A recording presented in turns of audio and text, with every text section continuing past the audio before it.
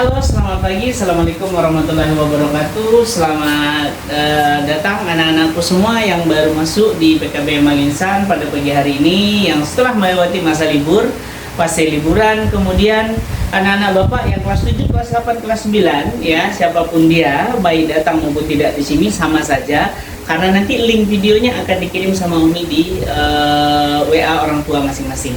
Nah, kalau untuk Adit yang hadir berarti tidak perlu lagi karena kita sudah hadir di lokasi. Jadi nanti hadir setiap pembelajaran yang kelas 7, kelas 8 hadir datang. Ya, baik itu pelajaran Bapak maupun bahasa Indonesia guru lain dan sebagainya. Ya, untuk anak-anak Bapak hari ini pagi ini Bapak akan menjelaskan materi kelas 8 yaitu IPS. Pelajarannya pelajaran IPS. Nah, apa tema kita? Tema kita adalah negaraku unggul. Nah, kalau berbicara negaraku unggul, ini berbicara tentang keunggulan ASEAN. Nah, keunggulan ASEAN dari segi sosial budaya.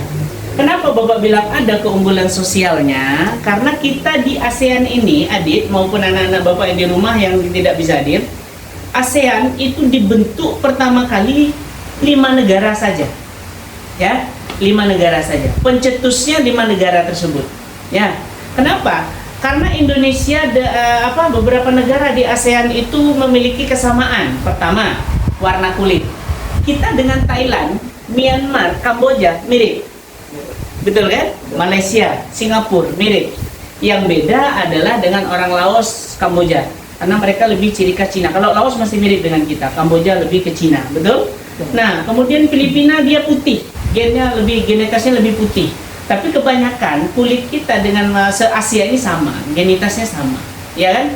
Makanya kalau udah turnamen bola antara mereka ya hampir mirip aja kita, tidak ada perbedaan. Artinya persamaan dari gen warna kulit. Kemudian dari makanan pokok yang biasa kita makan yang sama-sama apa? Nasi. Selain itu umbi-umbian sama juga, ya. Kemudian adat istiadat sama. Kita orang timur ini terkenal dengan keramah tamahan. Ramah tamah, bisa menerima kedatangan orang baru dengan baik tanpa kita mencela atau sebagainya, ya kan? Nah, itu jadi artinya ada kesamaan di dalam negara ASEAN. Kemudian ASEAN merupakan organisasi perkumpulan negara Asia Tenggara yang terdiri dari 11 negara. Jumlahnya yang pertama kali adalah 8,59% jumlah populasi penduduk di dunia. Di kawasan benua Asia, penduduk ASEAN menempati posisi ketiga untuk kawasan regional di seluruh benua Asia. Itu lebih jelasnya diagram berisi persebaran penduduk ASEAN. Ini dia. Kalau kita di Asia, kita di nomor 3. Ini peta pada tahun 2017. Itu 2017. Kalau 2026 mungkin udah beda lagi. Tapi kenapa Bapak bilang tadi kita nomor 3? Karena yang pertama itu adalah Cina. Ya kan? Cina, Jepang. Itu kan padat penduduknya. Nah, barulah kita. Ya. Nah, kemudian populasi ASEAN sampai 2017, Indonesia menduduki di ASEAN ini adalah negara paling banyak penduduknya. 263.991.379 jiwa.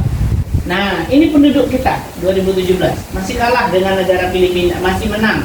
Kita yang paling atas.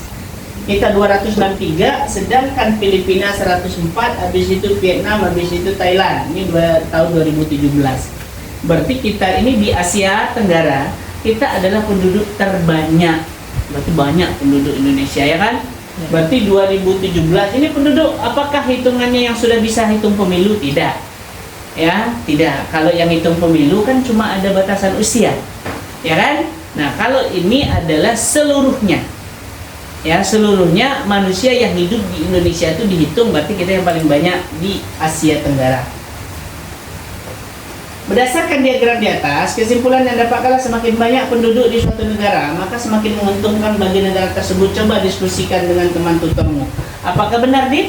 Ketika banyak teman kita, semakin banyak penduduk, maka semakin banyak pula hal yang menguntungkan. Ada juga yang mengatakan banyak anak nanti banyak rezeki. Nah, ya kan? Jadi artinya ketika kita berbicara tentang banyaknya penduduk, maka banyak menguntungkan, tapi juga banyak yang bikin heboh, bikin gaduh, betul nggak? Nah, jadi kerukunan itu kurang. Nah, Kamboja dan Bali ini merupakan penampilan ciri khas tari orang-orang Kamboja dengan Bali. Ada persamaan nggak? Coba dilihat. Ada kemiripan? Ada. Dari segi berpakaiannya hampir mirip, lenggokan tangannya hampir mirip. Ya, itu dia. Kemudian, biasakah kalian menyebutkan suku yang ada di kawasan ASEAN? Keberagaman suku merupakan keuntungan bagi ASEAN sebagian besar. Merupakan masuk dalam ras Mongoloid. Sekalian dibersihkan. Ras Mongoloid itu adalah ras asal muasal diri kita. Dia kan ada Kaukasoid, Mongoloid, ya kan? Jadi artinya kita berasal dari ras yang mana? Pilih ASEAN. Keunggulan ASEAN dari segi ekonomi. Nah, kalau dari segi ekonomi ASEAN ini memang unggul kali, ya Dit? Unggul kali karena beberapa keunggulan dari segi ekonomi menjadi komoditas perdagangan utama di internasional. Nah, ini dia. Kita melihat gambar, dia lagi menuangkan apa? Menuangkan cairan plastik atau besi yang sudah dibakar, nah seperti itu. Nanti dicetak ulang. Ini namanya daur ulang. Apa yang kalian simpulkan? Nah, ini nanti diskusikan. Ini tidak perlu Adit nanti diskusi sama siapa gitu, tak usah. Yang penting Adit baca aja isi apa yang harus Adit isi ya. Ini dia. Sama dengan ini langkah-langkahnya. Oke, Adit isikan ini. Ya? Bisa? Nah, jadi ASEAN itu dibentuk cuma 5 negara awal, salah satunya adalah Indonesia. Indonesia ini adalah pendorong lahirnya ASEAN ini. ASEAN itu apa? Nah, ASEAN itu adalah organisasi perkumpulan beberapa negara-negara yang masuk di dalam Asia Tenggara. Jadi yang terdaftar di PBB, dan itulah nanti yang kita kontrol.